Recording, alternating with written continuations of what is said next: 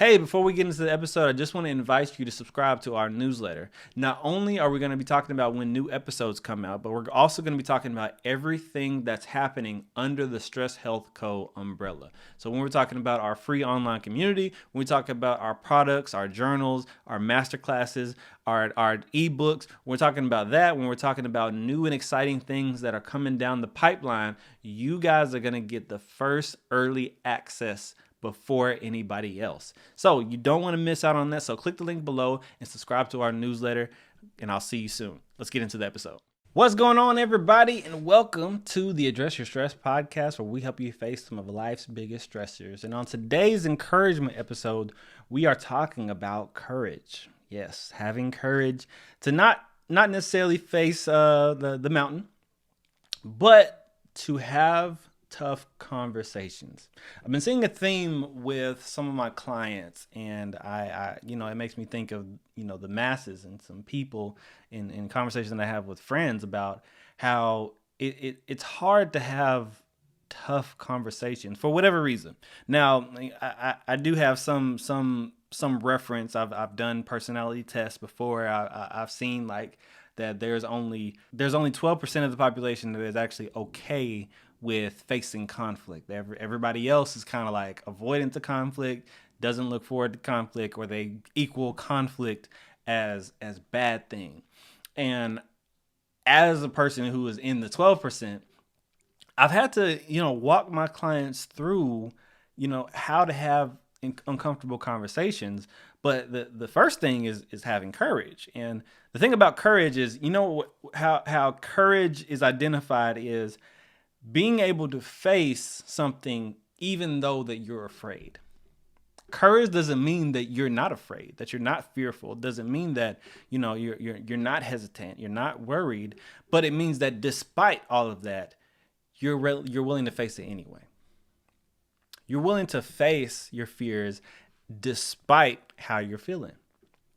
And I believe that the way that we get to that point is we get to this little old saying of we're sick and tired of feeling how we feel. Or let me put it to you like this: we're sick and tired of being sick and tired. I'm tired of feeling like this around this particular person. I'm tired of being so upset. I'm tired of being emotionally swayed by this conversation or by this particular topic, by this particular issue that needs to be addressed in a conversation. When you get to that point, eventually you will develop the courage to face it. And here's the thing, you have to look at it like you deserve to have peace. You deserve to have this issue resolved. You deserve reconciliation. That's what you deserve. Like, I believe everybody on this side of heaven, deserves a good life, deserves a peaceful life, deserves a life of happy relationships.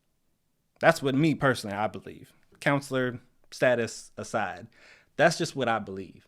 And that means that we got to be willing to address things that are bothering us. Because we deserve to have that.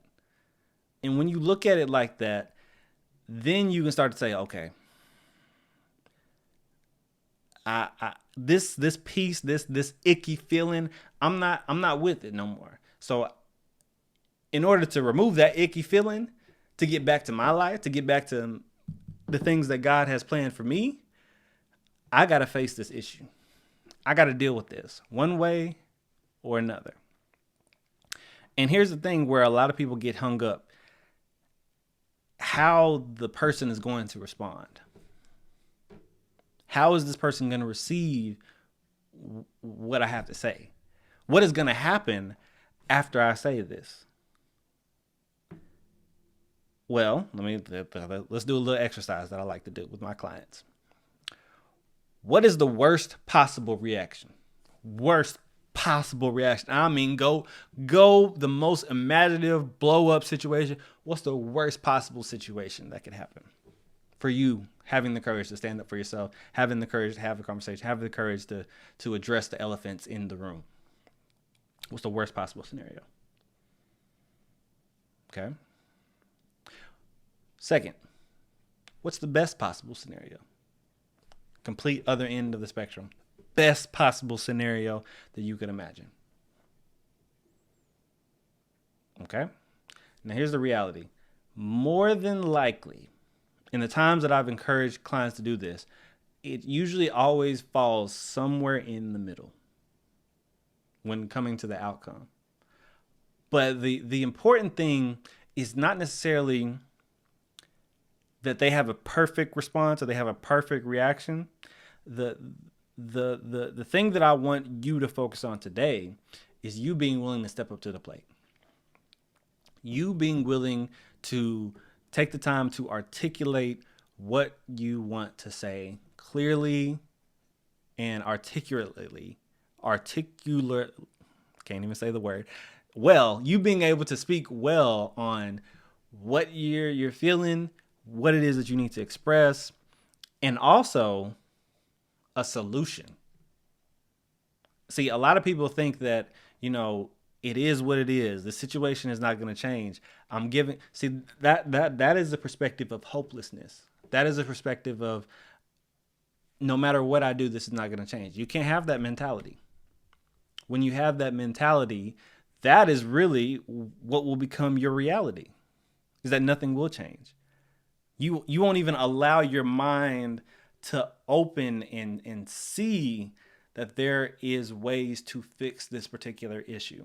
And I don't know what your issue is. I know I've helped clients through some of theirs. I know I've had some of my own personal issues, but I'm telling you that the first step to resolving it is having that courage. Really looking at yourself, and let me back up. Looking at yourself and saying, you know what? I'm sick of feeling like this.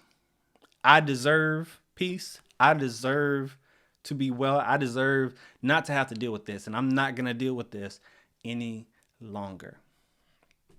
I refuse. So I'm going to take the initiative, and I'm going to get this conversation started by first identifying what it is, how this is affecting me, what it is that I want to communicate, and how I want to resolve it. Because here's the thing, a lot of people approach conversations as conflict, like with the mentality of we're about to argue, we're about to debate. No, the goal of addressing conflict is to reach a solution. And not all conflict has to end in argument. Not all conflict has to end in, separation, breaking of a relationship. I believe the point of confrontation, the point of conflict is to be able to reach an understanding. Because here's the thing, I'm willing to wager you feeling this way, the person who this is targeted towards, they don't have 100% clear picture of how their actions, how their words, how what they did made you feel. I can almost guarantee you that they have almost no idea or not a full understanding of how what they did hurt you, how what they did is affecting you, how what they did is hurting their relationship with you. I guarantee you they don't have the full picture. Now, to get to that space, you have to learn how to stay focused on the goal. Even when they get defensive, even when they start rebuttaling, even through all of the BS that may come up, you have to be able to stick to your guns, not only in how their actions made you feel, but the potential resolution that you want. Right? And then last thing is, if there is no resolution on them, but there's reconciliation. And what I mean by that in particular is that you have an understanding that they are not willing to budge on this. That you have an understanding and a peace that I have said what it is that I need to say. I've addressed the stress in our relationship. I've addressed the issue. I've talked about it. I've come to it and I've presented it.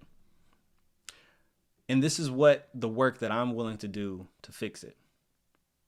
If they are not willing to, if they are in full defense mode, you can look yourself in the mirror and say, I have done what I can.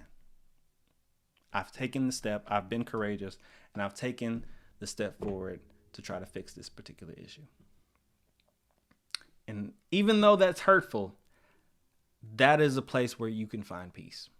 That is a place you can literally lay your head and pass the baton to them. Because at that point, the ball is in their court. Okay? That is my encouragement to you, for those of you who are afraid to have those tough conversations. Okay? All right, guys. I'll see you guys next time. Thanks for tuning in. If you enjoyed this week's episode, share it with somebody who you think could benefit from it as well. And if you want to support the show, please subscribe wherever you are watching or listening to this and leave us a 5-star review. I'll see you soon.